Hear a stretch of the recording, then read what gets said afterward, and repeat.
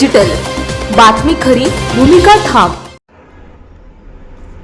खेड तालुक्यातील वाळद येथे विविध विकास कामांचे भूमिपूजन, स्मशानभूमी सुशोभीकरण 10.50 लाख, ग्रामपंचायत सुशोभीकरण 10.50 लाख, जिल्हा परिषद शाळा सभागृह बांधणे 12.50 लाख, जोरीवस्ती रस्ता काँक्रिटीकरण करणे 10.50 लाख रुपये असा 44 लाख रुपयांच्या निधीतून कामाचे भूमिपूजन करण्यात आले।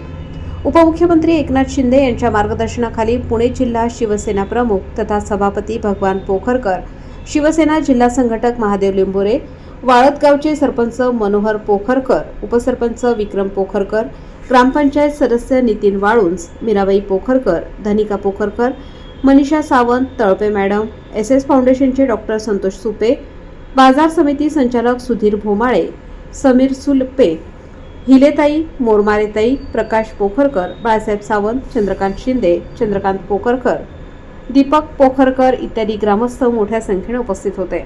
आपल्या परिसरातील बातम्या पाहण्यासाठी चॅनलला सबस्क्राइब करा, व्हिडिओला लाईक करा आणि बेल आयकॉन दाबायला विसरू नका।